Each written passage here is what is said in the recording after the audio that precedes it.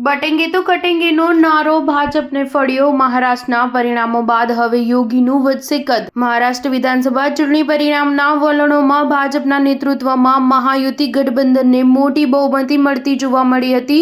વળી કોંગ્રેસ, ઉદ્ધવ ઠાકરે અને શરદ પવારનું મહાવિકાસ અઘાડી ગઠબંધન ઘણું પાછળ હતું। સ્થિતિ એવી છે કે હાલ ભાજપ અને તેમની સહયોગી પાર્ટીઓની લહેર જોવા મળી રહી છે, જ્યારે શરદ પવાર, ઉદ્ધવ ઠાકરે અને કોંગ્રેસ માટે નિરાશા છે।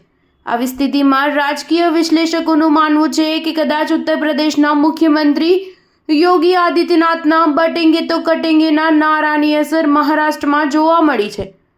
મુખ્યમંત્રી યોગીએ ઘણી રેલીઓમાં આ નારા લગાવ્યા હતા અને તેની ખૂબ ચર્ચા પણ થઈ હતી।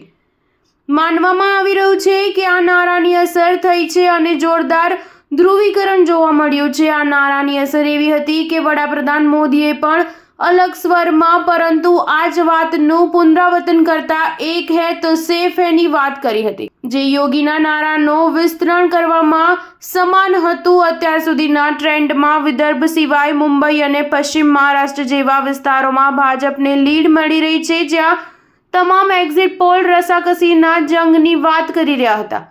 ત્યાં આ પ્રકારની લીડે ભાજપને રાહત અપાવી છે। એટલું જ નહીં, 4 જૂને આવેલા લોકસભાના પરિણામોમાં ભાજપને ભારે ફટકો પડ્યો હતો, જે મુજબ માનવામાં આવતું હતું કે જો જનતાનું વલણ આવું જ રહ્યું તો મહાવિકાસ અઘાડીને મોટી જીત મળી શકે છે। નાયબ મુખ્યમંત્રી દેવેન્દ્ર ફડણવીસે તો પહેલા જ કહી દીધું હતું કે રાજ્યમાં વધેલા મત અમારા પક્ષમાં જ છે।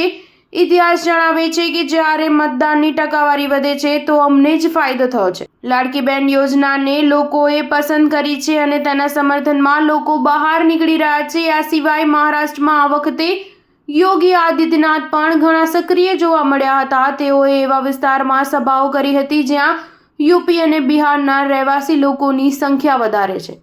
સ્ટાર ન્યૂઝ 7 હંમેશા સચ્ચાઈની સાથે।